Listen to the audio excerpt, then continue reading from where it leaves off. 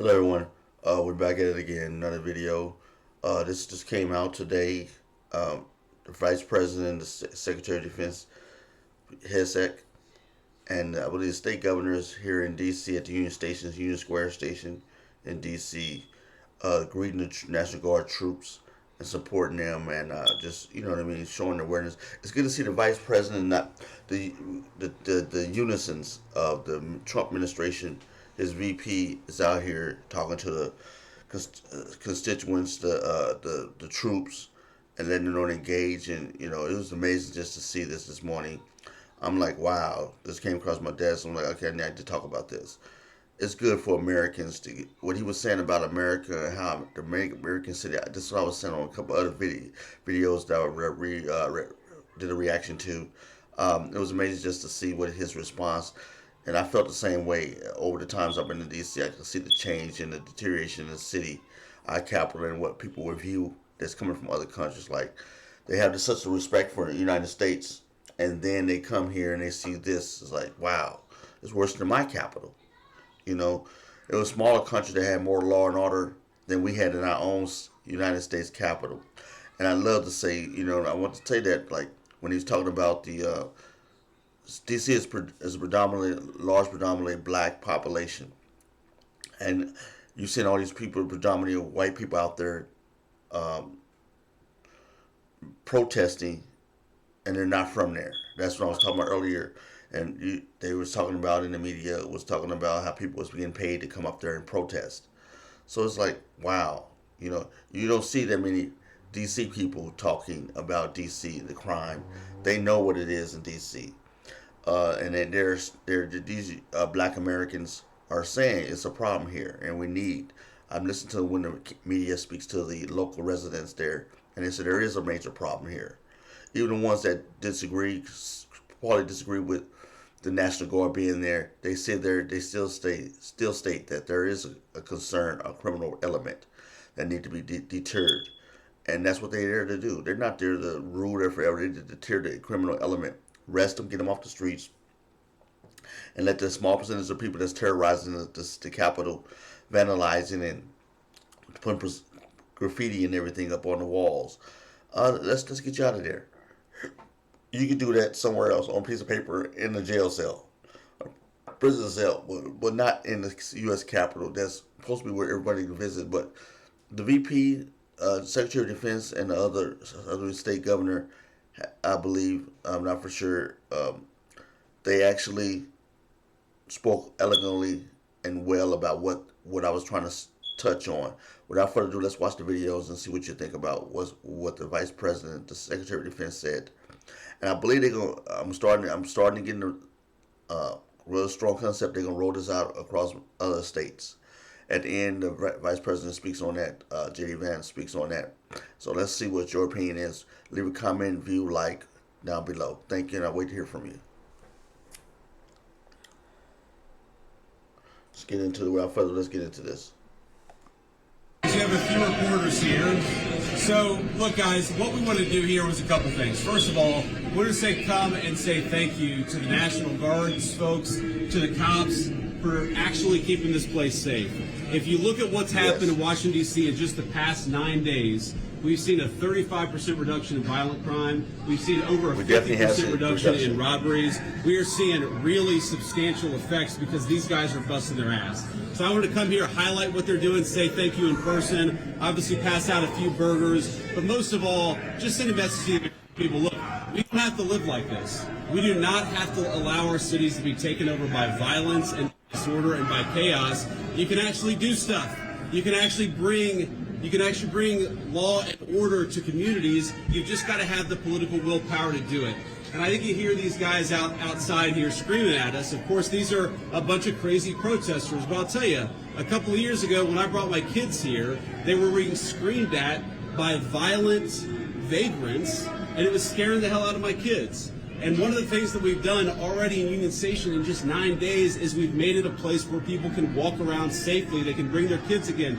They can see this beautiful monument, Yes. the architecture. They Totally can agree have a with meal this. with their friends and their loved ones because, again, we brought some law and order back to Washington, D.C. So I want to thank Pete Hegseth and Stephen Miller. I want to thank all the people, the guardsmen here and the police officers who have worked very hard.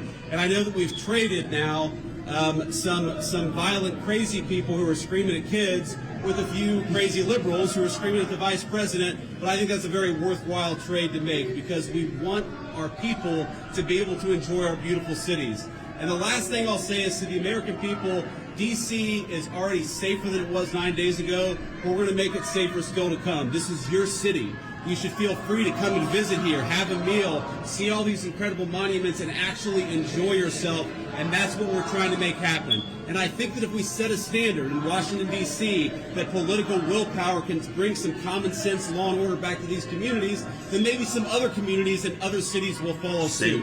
Right so it's kind of crazy. You hear these guys outside. They appear to hate the idea that Americans can enjoy their communities, and they do the fact that D.C. a week ago had a higher murder rate than Trinidad and Tobago, which the United States State Department has said you shouldn't visit because it's unsafe.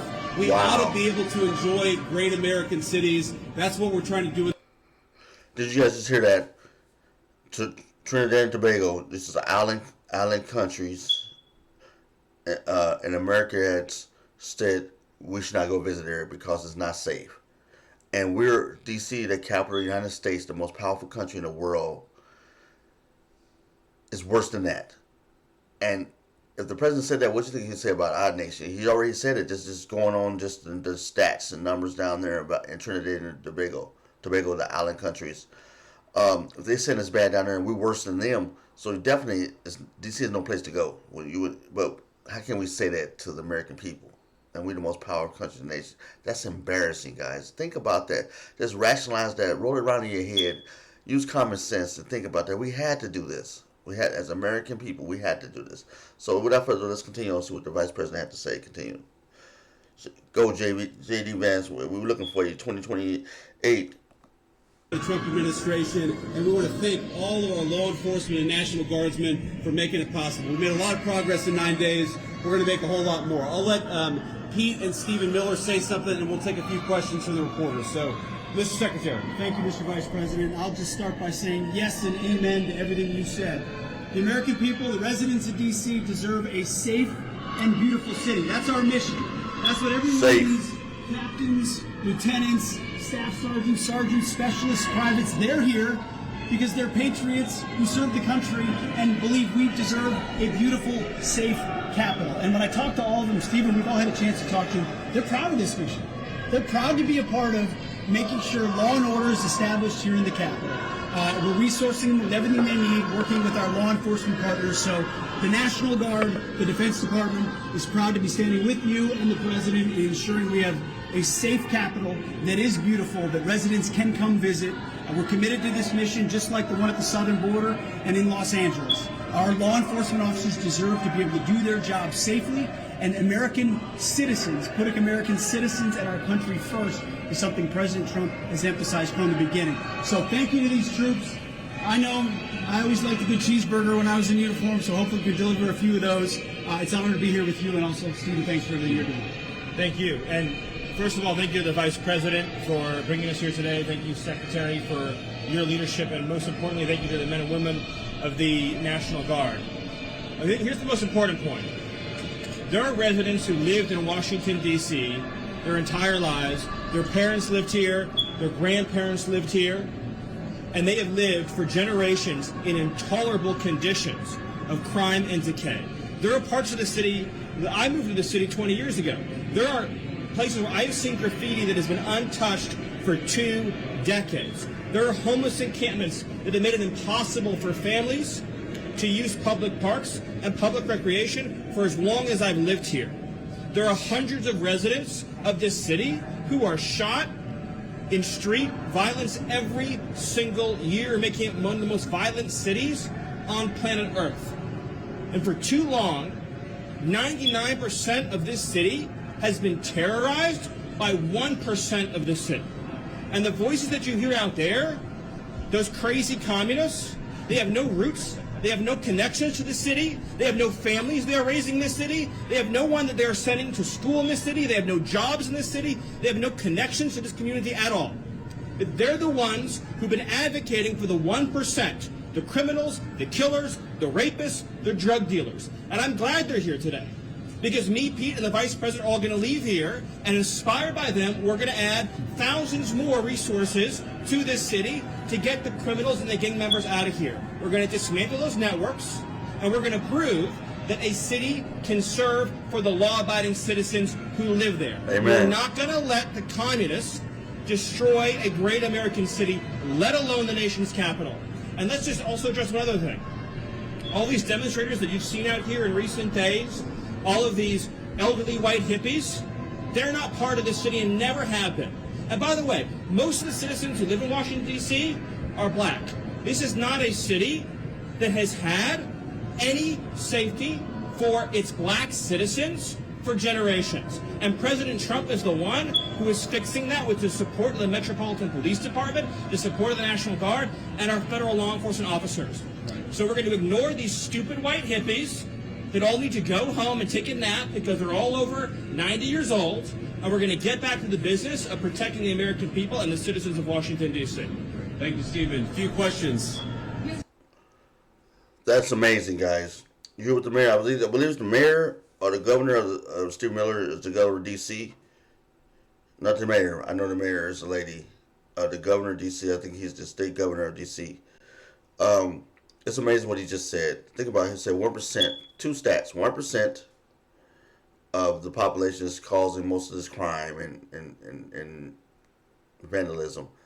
And also he stated that most of the largest population of D.C. is Black Americans or African Americans, however you want to pronounce it. It's just amazing. And so if you look at the protests out there, the large majority of the protesters out there are white. I would not say all of them. I'm not going against what the state governor said of D.C. But I think some of them might be from D.C. But we know there's been a lot of protesters that came from out of states, been paid to be there to protest this movement. But for this movement of law and order for the United States citizens, American citizens. So without further ado, let's continue on this. But there was 2 points I want to state in this news clip. What do you guys think? Leave a comment, subscribe, and like or not like below. Thank you, and I wait to hear from you. Vice President, why are truth stations? Your team's problems are because.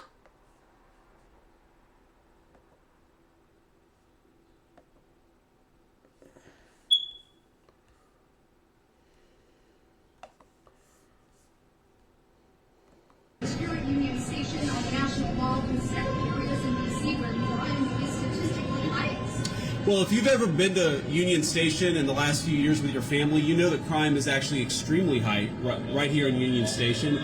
You have vagrants, you have drug addicts, you have the chronically homeless, you have the mentally ill who harass, who threaten violence, who attack families, and they've done it for far too long. This should be a monument to American greatness. This should be a place where you can come and share a meal or go shopping with your family. It should not be a place where parents of small children are afraid to bring them because, to Stephen's point, we have empowered criminals over the people who actually need public safety in the city. So I think Union Station is a great example of what's possible when you actually have the political willpower to bring law and order and common decency back to the public spaces of the United States of America. So many Americans live in cities. They occupy these spaces. They know how unsafe they are, and they would love to be able to just live their life in places like Union Station without violent criminals making it impossible. We have changed so much in 9 days, and I thought it important to highlight how great of a space this could be, how easy it could be to actually enjoy something like Union Station if you just had politicians who stopped prioritizing violent criminals over the public citizens who deserve public safety in their own communities. And to add to that real quick, we talked to a first responder before we came up here, said this is their #1 call location is Union Station for first responders. So it's not as if this is insignificant. In many ways, this is part of the epicenter. And we go to that and return it to the safe location that it should be. It also frees up resources around the city, and you've seen a majority of the arrests happening in a lot of those places that need help. That's right.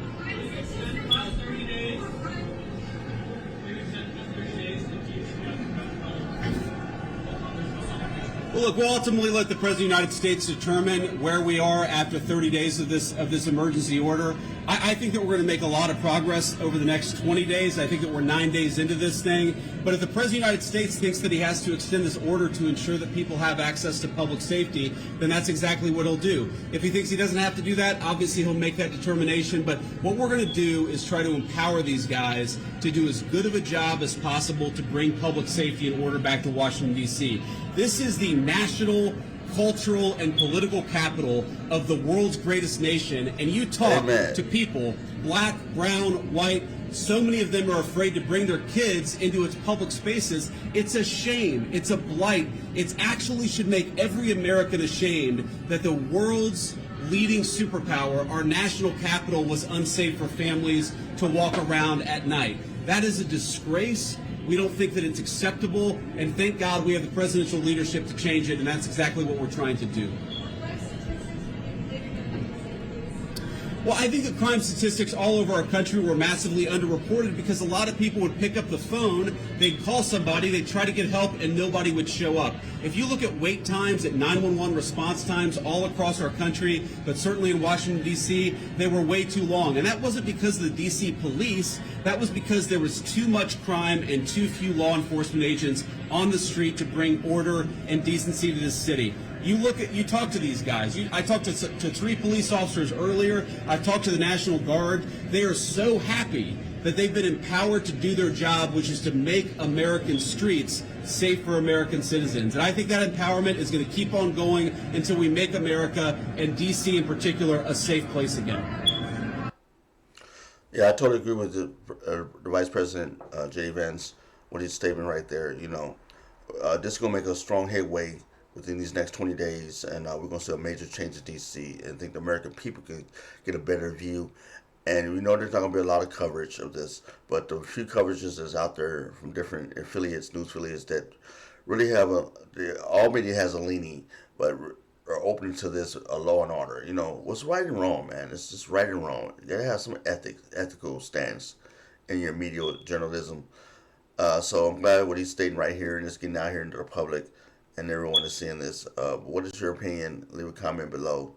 Do you think D.C. is, in the last 9 days, has been a city of law and order? We definitely have more stats that can prove this, and real correct stats that's going to be put on the record without being delineated any form thereof. So what is your view? Leave a comment below. Let's finish this for a couple more minutes, and I'll move on to the next video. Let me know what you think. Reaction video.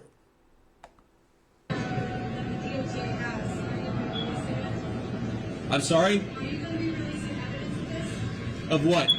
That D.C. has a terrible crime problem? You just got to look around. Obviously, D.C. has a terrible crime problem. The Department of Justice statistics back it up. The FBI statistics back it up. Just talk to a resident of this city, this beautiful, great American city. Don't they deserve... we talk about human rights. We hear these people outside screaming, "Free D.C." Let's free D.C. from lawlessness. Let's free Washington, D.C. from one of the highest murder rates in the entire world. Let's free Washington, D.C. so that young families can walk around and feel safe and secure. That's what we're trying to free D.C. from. And as Stephen said, it's kind of bizarre that we have a bunch of old, primarily white people who are out there protesting the policies that keep people safe when they've never felt danger in their entire lives.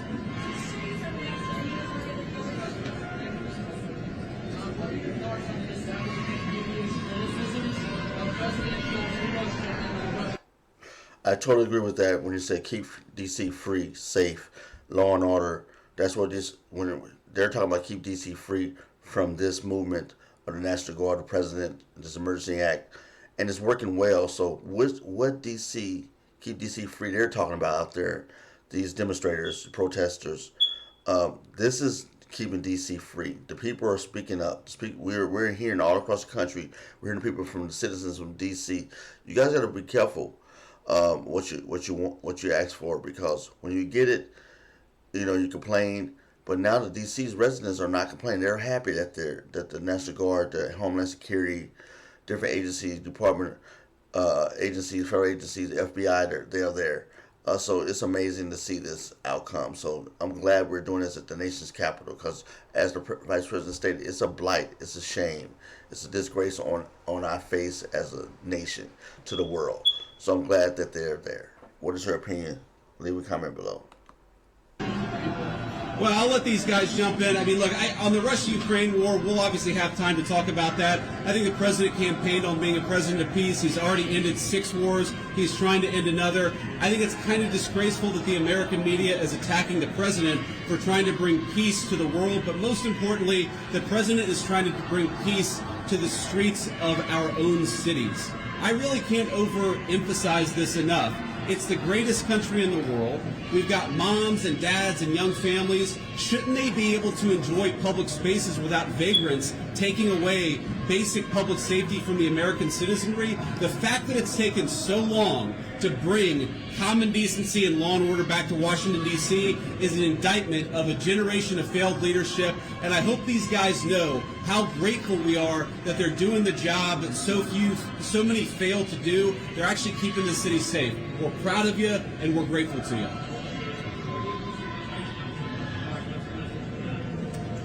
I'm sorry?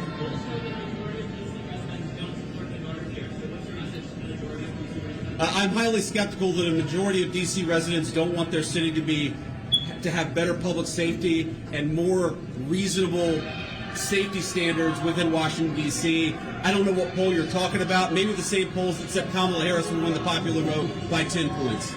Okay, we're going to stop there. We're going to grab a quick bite with some of the soldiers here and the National Guardsmen who are keeping the city safe again. I just want to say we're grateful to these guys. You guys are making D.C. safe again. We're proud of you, and we're grateful to you. Thank you.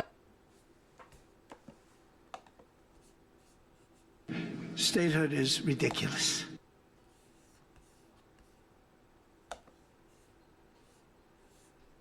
Okay, guys, that was a great clip. What is your opinion on that? What do you think about that? I really appreciate this coming out, and I think we needed this the vice president to step up this week and hear his voice on the situation what's happening in D.C. I was amazed. What do you think? Leave a comment below. What do you think about the vice president saying the Secretary of Secretary of Defense? I apologize. And State Governor Miller talked about the city of D.C. I think public safety was majorly let down there in D.C., and there was a major threat against the public safety of the capital, the U.S. capital, which is Washington, D.C., and they have made a major change. What is your opinion? Leave a statement below, comment, subscribe, like this video. Let me know.